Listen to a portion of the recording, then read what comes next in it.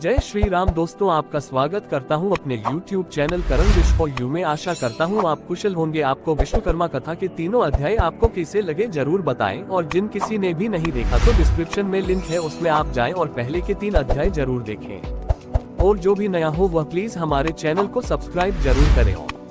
चौथा अध्याय। सूत जी कहने लगे कि मुनियों, मैंने तुमको श्री विश्वकर्मा जी के अद्भुत चरितामृत का पान कराया है। अब आगे जगत को विस्मय करने वाले चरित्र का वर्णन करता हूँ। जगत में धर्म के व्यवहार से चलने वाले सतोषी कोई स्थकार और उसकी पत्नी वाराणसीपुरी में रहते थे। अपने कर्म में कुशल बुद्धिमान वह स्थकार बड़ा व्याकुल हुआ। अपने पर्याप्त निर्वाह के योग्य वृत्ति की खोज में दिन रात लगा रहता था। इस प्रकार लालच में पड़ा और सतत प्रयत्न करने के बाद भी कठिनाई से भोजन और आच्छादन ही प्राप्त कर सकता था। उस थकार की स्त्री पुत्र न होने के कारण नित्य सोच करती रहती थी कि मालूम नहीं बुढ़ापे में कैसे निर्वाह होगा।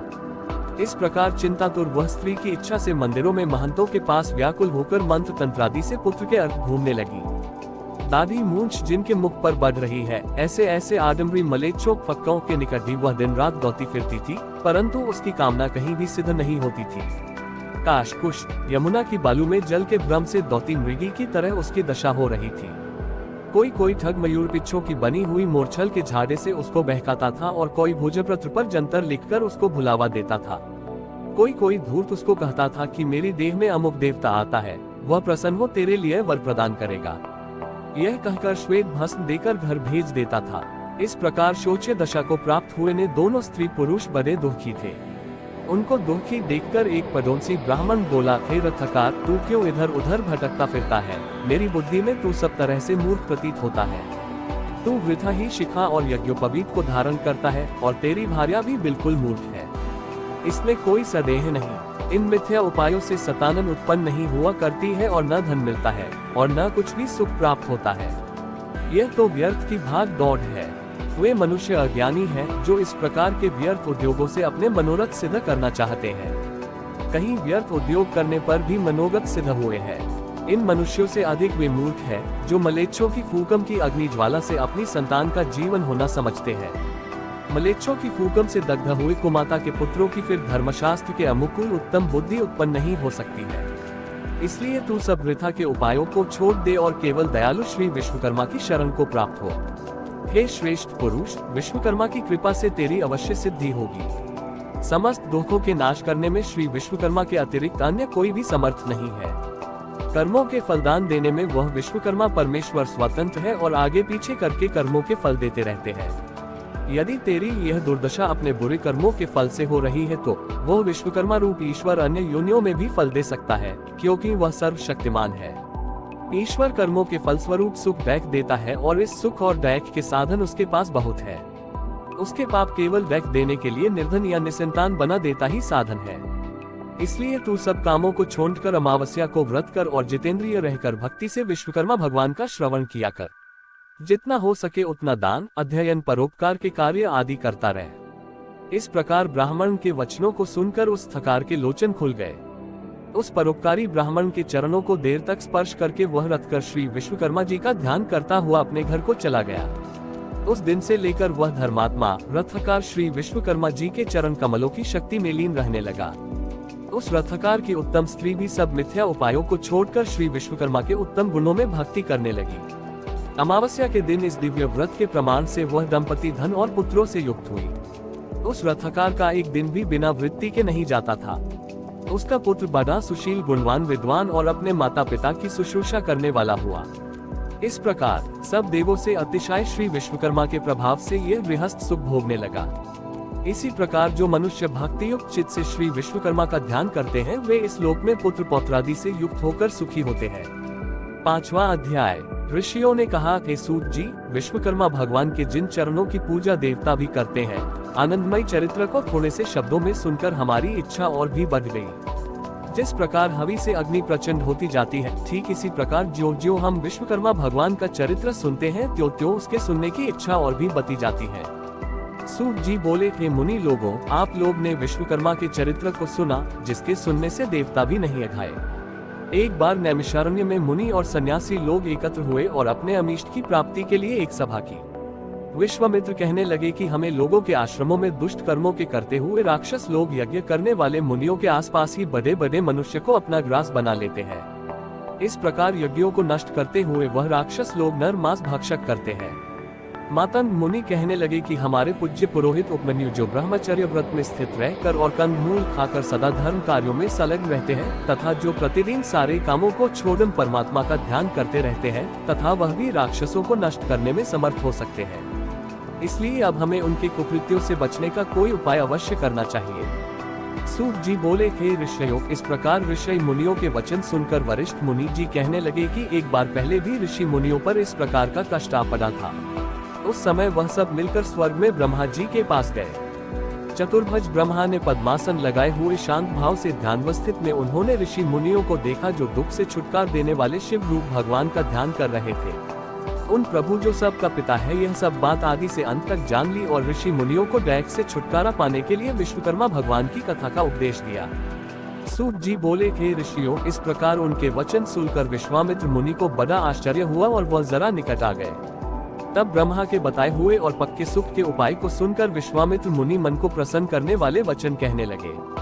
विश्वकर्मा मुनि बोले कि मुनि लोगों, आप लोग वरिष्ठ जी के कथन को सुनो। वस्तुतः यह बात निश्चित ही है कि ब्रह्मा ही सब दुखों का उपाय है, इसलिए हमें इसके लिए कुछ अधिक सोच विचार की आवश्यकता नहीं। सारे पापों को दूर करने वाला और दुखों को हटाने वाला एक ही ब्रह्मा है। सूत जी बोले, ऋषि लोगों ने ध्यान पूर्वक सुना और गदगद वाणी से कहने लगे कि विश्वकर्मा मुनि ने ठीक ही कहा है कि ब्रह्मा की ही शरण जाना उत्सुक है। ऐसा सुन सब ऋषि मुनियों ने स्वर्ग को प्रस्थान किया, वह राक्षसों से हुई अपनी दुर्दशा ब्रह्मा को सुना सके। मुनियों के इस प्रकार कष्ट को सुनकर ब्रह्मा जी को बड़ा आश्चर्य हुआ। उसी समय ब्रह्मा तेज से प्रकाशित अपनी आंखों को मूंदकर विचारमग्न हुए। इस प्रकार राक्षसों द्वारा की गई सारी दुर्दशा को समझ ब्रह्मा जी जो बड़े तेजस्वी थे मन को आनंद देने वाले वचन कहने लगे। ब्रह्मा जी कहने लगे कि हे मुनियों, राक्षसों से तो स्वर्ग में रहने वाले देवता को भी भय लगता रहता है, फिर मनुष्यों का तो कहना ही क्या जो बुढ़ापे और मृत्यु के दुखों में लिप्त रहते हैं। सुनो, उन राक्षसों को नष्ट करने में महातेजस्वी विश्वकर्मा ही है जो सब प्रकार के बलों से युक्त और सारे विश्व में प्रसिद्ध है। उसी की पूजा से तुम लोग राक्षसों को नष्ट करने में समर्थ हो सकते हो। इस वास्ते उसी दयालु विश्वकर्मा की शरण में जाओ। देवताओं को हवि के पहुंचाने वाला अग्नि नामक देवता संसार में प्रसिद्ध है। उसी का पुत्र यज्ञों में श्रेष्ठ पुरोहित होता है। अगिरा उसका नाम है और सब मुनियों में श्रेष्ठ है। वही आपको दुखों से पार कर देगा, इसमें कोई संदेह नहीं है। इसलिए हे मुनियों, आप उन्हीं मुनि श्रेष्ठ के चरण कमलों को छुआ और उन्हीं से अपने को कष्टों से मुक्ति पाने के लिए प्रार्थना करो। सूत जी बोले कि ब्रह्मा जी के कथन के अनुसार ऋषियों ने सब यज्ञ अनुष्ठान आदि किए और अंगिरा ऋषि के वचनों को सुनने के लिए उत्सुक हुए। अंगिरा ऋषि कहने लगे कि हे मुनियों, तुम लोग क्यों इधर उधर मारे मारे फिरते हो? दुखों को काटने में विश्वकर्मा के अतिरिक्त और कोई भी समर्थ नहीं। इसलिए तुम्हें चाहिए कि जितेंद्रियम रहते हुए अमावस्या के दिन अपने साधारण कर्मों को रोककर भक्ति पूर्वक विश्वकर्मा की कथा सुनो, जिसके सुनने मात्र से जन्म जन्मांतर के पाप नष्ट हो जाते हैं। मुनि लोग ब्रह्मचर्य व्रत में स्थित हो विश्वकर्मा देव की पूजा द्वारा ध्यान करते हुए सब प्रकार के सुखों को प्राप्त करते हैं। सूत जी कहने लगे कि मुनि लोग इस प्रकार महर्षि अंगिरा के वचनों को सुनकर अपने अपने आश्रमों को चले गए और यज्ञ में विश्वकर्मा देव का पूजन किया, जिसका परिणाम यह हुआ कि उसकी पूजा से सारे राक्षस भस्म हो गए। यज्ञ विघ्नों से रहित हो गए तथा नाना प्रकार के सुखों से संपन्न हो गए। जो मनुष्य भक्ति पूर्वक विश्वकर्मा को चिंतन करता है वो सुखों को प्राप्त करता हुआ संसार में बड़े पद को प्राप्त करता है। 6वां अध्याय। सूत जी बोले, हे मुनियों, मैं आपसे सब लोकों में विख्यात श्री विश्वकर्मा का महात्म्य फिर कहता हूँ, तुम ध्यान से सुनो। उज्जैन नगरी में एक सर्वश्रेष्ठ धर्म तत्पर उदार धनंजय नामक सेठ था। उस सेठ का कोष खजाना लाल मोती हीरे जवाहरातों से ऐसा भरा था जैसा कुबेर का भंडार भरा हो।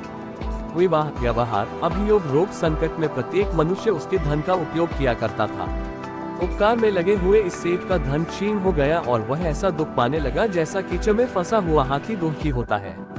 उस सेठ की यह प्रबल आशा थी कि पूर्व उपकार किए मेरे मित्र मेरी अवश्य सहायता करेंगे, परंतु उसकी आशा व्यर्थ हुई और उन कृतघ्न मित्रों में कोई भी उसके उपकार के लिए समर्थ नहीं हुआ। उसके मित्र क्षण मात्र में शत्रु हो गए और वे उपकृत मित्र ही सर्वप्रथम उस सेठ की निंदा करने लगे। उसके वे पुराने मित्र अपनी दृष्टियों को छिपा छिपा कर निकल जाते थे। बात तो यह है कि स्वार्थी मित्र विपत्ति में साथी नहीं हुआ करते हैं।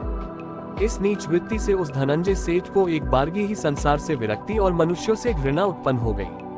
वह अपने नगर को छोड़कर और कृतघ्नों के मुख पर थूककर वन को चला गया।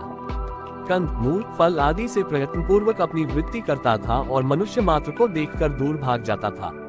एक बार घूमते हुए सेठ ने पर्वत की गुफा पे पद्मासन बांधे शांत, लोगों से व्याप्त लोमश मुनि को देखा। उस धनंजय ने उस मुनि को कोशों से व्याप्त देखकर पशु समझा और कुतूहल तमाशा की इच्छा से उसके पास अच्छी तरह बैठ गया। मुनि ने पास बैठे हुए धनंजय से पूछा, हे महात्मन, कुशल तो हो, कहाँ से पधारे हो? उस धनंजय ने इस पशु को मनुष्य के समान बोलता देखकर बड़ा अचंभा किया और प्रारंभ से अपना सारा वृतांत उस ब्रह्मर्षि को दिया। यह सुनकर मुनिश्रेष्ठ धनंजय से बोला, यदि तुझे पापी कृतघ्नों से घृणा है तो तू कैसे विश्वकर्मा से विमुख हो रहा है? हे श्रेष्ठ, सब सुखों के भोगने की शक्ति वाले तुझको उसी विश्वकर्मा ने बनाया है। वह विश्वकर्मा को भूल जाने से कैसे सुख मिल सकता है? नास्तिक कृतघ्न उपकार को तभी भूलता है जब वह प्रथम परमेश्वर को भूल जाता है। इसलिए तू अद्भुत शक्ति वाले विश्वकर्मा की शरण को प्राप्त हो। ऊर्ध्वमूल जगत के कारण उस विश्वकर्मा के नाना रूप है। कोई रूप द्विबाहु, कोई चतुर्बाहु और कोई दसबाहु का है। इसी प्रकार एक मुख, चतुर्मुख और पंचमुख के रूप है। मनु, मय, त्वष्टा, शिल्पी और दैवज्ञ से विश्वकर्मा के साकार रूप के पुत्र हैं। सेतुबंध के समय श्री रामचंद्र जी ने भी श्री विश्वकर्मा का पूजन किया है। श्री कृष्णचंद्र ने द्वारका रचना के समय श्री विश्वकर्मा की पूजा की है। इसी से वे भी द्वारका जैसी सुदनपुरी की रचना कर सके हैं। हे धनंजय, तू भी उसी श्री विश्वकर्मा का पूजन और वंदन कर। इस प्रकार सब दुखों से छुटकर सब सिद्धि प्राप्त करेगा। इस प्रकार उस लोमश ऋषि का उपदेश सुनकर उस श्रेष्ठी को बड़ा संतोष हुआ और दिन से ही लेकर वह कर श्री विश्वकर्मा का भक्त हो गया। उन श्री विश्वकर्मा जी के पूजन से उसके समस्त पाप दग्ध हो गए और अंत को देवता बनकर सुख स्वर्ग भोगने लगा। जो मनुष्य भक्ति युक्त चित्त से श्री विश्वकर्मा का ध्यान करता है वह सुखी होकर श्री विश्वकर्मा जी के चरण कमलों का भक्ति प्राप्त करता है। श्री विश्वकर्मा जी का यश बड़ा पवित्र है। उसको जो तत्वज्ञ मनुष्य सुनता है वह पृथ्वी पर सब सुखों को प्राप्त करके अंतिम में श्री विश्वकर्मा जी के शाश्वत पद को प्राप्त करता है। 7वां अध्याय। ऋषि कहने लगे, भगवान विश्वकर्मा की पवित्र कथा को श्रवण कर हमको बड़ी श्रद्धा उत्पन्न हुई है। अब आगे और सुनना चाहते हैं। चित्त में उद्वेग होने पर क्या करना चाहिए? दरिद्र किस प्रकार नष्ट होता है? मृत्वसा अर्थात जिस स्त्री के उत्पन्न होकर बच्चा मर जाता है उसकी शांति का क्या उपाय है? हे तपोधन, पहले जन्म में किए गए पाप इस जन्म में फल देते हैं। रोग, दुर्गति, अमिष्ट वस्तुओं का नाशक और समसेत पीड़ाओं के हरण करने वाले भगवान विश्वकर्मा के पूजन को कहता हूँ। दूध पीने वाले छोटे बालकों तथा तरुण बालकों का मरना मृत्वत्शास्त्रा का शांति के लिए और चित्त का वैकल्प दूर करने के लिए भगवान विश्वकर्मा का पूजन करना चाहिए। प्राचीन काल में रथंतर कल्प में एक दंतवाहन नाम का राजा हुआ। वह सूर्य के समान प्रभावशाली लोकों में प्रसिद्ध था। उसी का कृतवीर्य नाम का एक प्रतापी पुत्र हुआ जो 7 द्वीपों पर्यंत पृथ्वी की शासन करता था। उस राजा के 11 पुत्र पूर्व जन्म में किए पाप के वश पैदा होते ही नष्ट हो गए। तब तो रानी शोक करती हुई पृथ्वी पर पछाड़े खाती हुई रुदन करने लगी और राजा से बोली कि मैं अपने यौवन को नष्ट करके पुत्रहीन कैसे धैर्य धारण करूं। तब राजा अपनी स्त्री को संतोष दिलाकर गुरु के घर गया और प्रणाम कर बोला, हे भगवान, मेरे पुत्र होकर मर जाते हैं, यह किस देन की मुझसे अवहेलना होती है सो कहिए। क्योंकि दिन रात उत्पन्न हुए पुत्रों को याद करके रानी बहुत रुदन करती है और धैर्य धारण नहीं करती है। गुरु बोले, हे राजन, अब बहुत शोक मत करो, तुम्हारे एक वशम को बाने वाला चिरंजीवी पुत्र होगा। देवों के देवेश भगवान विश्वकर्मा का पूजन करो, उनके प्रसन्न होने पर अवश्य फल सिद्धि होगी। उनकी पूजा के आगे अन्य देवों की पूजा से क्या। तब राजा ने धर्म से दृढ़ होकर अपनी पत्नी सहित भगवान विश्वकर्मा का पूजन किया। वस्त्र आभूषणों से ब्राह्मणों को संतुष्टम किया। तब भगवान विश्वकर्मा के प्रसन्न होने पर उसकी स्त्री ने गर्भ धारण किया और 10वें महीने में सुंदर से पुत्र को जन्म दिया। तभी से वह विश्वकर्मा का महीने महीने में पूजन करने लगा, अंत में वैकुंठ को गया। मृत्वत्सा को शक्ति के लिए चित्त का भ्रम होने पर विश्वकर्मा प्रभु का अर्चन करना चाहिए। ऐसा करने से मनुष्य की इच्छाएं पूर्ण होती है, दरिद्रता का नाश, बाल पीड़ा और दुःस्वप्न का भय नहीं होता। बोलिए विश्वकर्मा भगवान की जय। तो आप सभी को कैसी लगी कथा कमेंट में जरूर बताएं और जो भी नया हो प्लीज हमारे चैनल को सब्सक्राइब जरूर करें और इसी ही कथाएं सुनने के लिए बने रहे हमारे चैनल पर। सभी को